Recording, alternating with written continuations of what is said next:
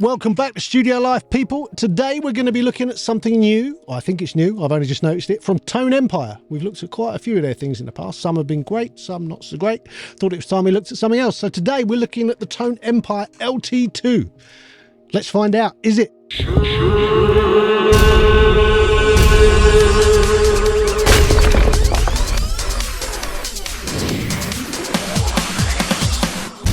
Yeah, Tone Empire. They've done some interesting stuff. It's just every now and again they sort of get close, but not close enough. But they do have the ability to get some quite good sounding plugins, sometimes let down by the coding or whatever it is. They have a few issues. Anyway, someone did recommend I have a look at this, the LT2. So what is it? It's a diode bridge style compressor. So think of something like the Neve 33609, that kind of design of compressor.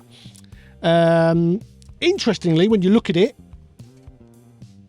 it doesn't really have that look to it. I mean, I guess the knobs could be vaguely seen as Neve style-ish. They're blue with a grey surround. I guess that's similar. But other than that, it's probably got more in common with the look of an SSL style bus comp. But anyway, let's dig into it and see what goes on. Starting on the left, we have an on-off switch and we have a gain reduction meter. We then have a one knob compression setting, just more or less compression. We then have a makeup gain control from -10 to +10. We then have a tack and it goes from pretty damn quick to pretty damn slow. The release goes from very quick again, and then it goes all the way up to pretty long, and then it's got an auto setting. Auto settings are great because generally what they're doing is analysing the transients, roughly getting the tempo of the piece of music that it's compressing and trying to get something that works with that. So that's quite often a nice feature to have. There's then the mix control between 100% dry, 100% wet, and everything in between. I like that. Saves having to set up a parallel and all the rest of it. We then got these two buttons up here. One is Auto Gain, the other is Ultra X. Ultra X is basically Tone Empire's way of saying oversampling. We then got some meters here on the left. There's a bunch of presets in the middle. You've then got in-out control separately, and you've got a high pass and a low pass. I don't think they're sidechain. I think it's just a high pass and a low pass. Right, let's get to how it sounds. You'll see in the demo at the end. I think it sounds pretty damn good. I think the coding behind it, however they've done it, it sounds good. It sounds legit. However, there are quite a few issues with it. The input metering, pretty much most of the time, just looks like it's in the red.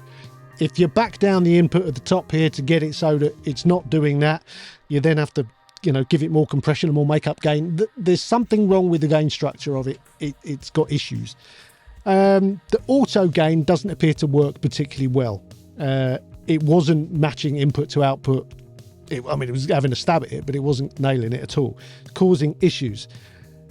When you bypass the plugin, the level jumps quite significantly, like a lot, and it's way out of whack. To try and get it to not level jump when you bypass it, you have to really dig in and mess with the levels, and it shouldn't be doing that.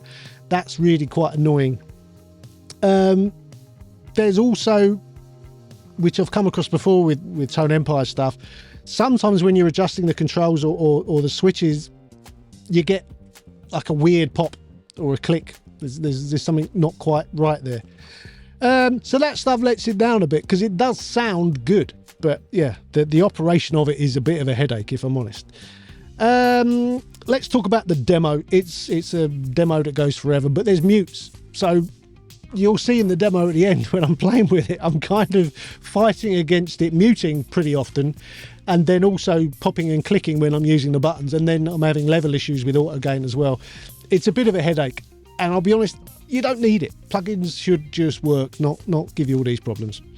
Price wise, it's $99. If it was working perfectly, maybe that wouldn't be the end of the world. I still think it's too much for something that is just a compressor. It should be half that, if I'm being honest. I think it's too expensive by 100%. So yeah, it should be half that. Like I say, it sounds good, but there are problems with it that really need fixing.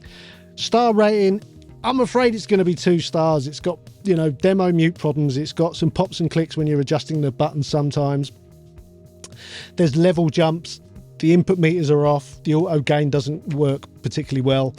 I think 2 stars is being quite generous. So yes, it's a bit shit, but the basic algorithm behind it sounds really good. It does sound like a diode bridge compressor, so it needs fixing, and then it'll be great. And I'm pretty sure that's what I said about the last Tone Empire plugin. I think it was a similar thing. It works and sounded pretty good, but it had operational issues.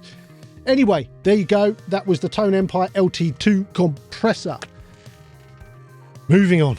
If you could like the video, that really helps. If you could subscribe to the channel, that helps even more. There's an Instagram, which is Mixdown Mastering. There you can see what I do in here every day, all about my work. There's also the website where we've got the Studio Live top 5 plugins, and there's a bunch of courses on mixing and mastering and a whole bunch of other stuff. I will see you next time. Adios.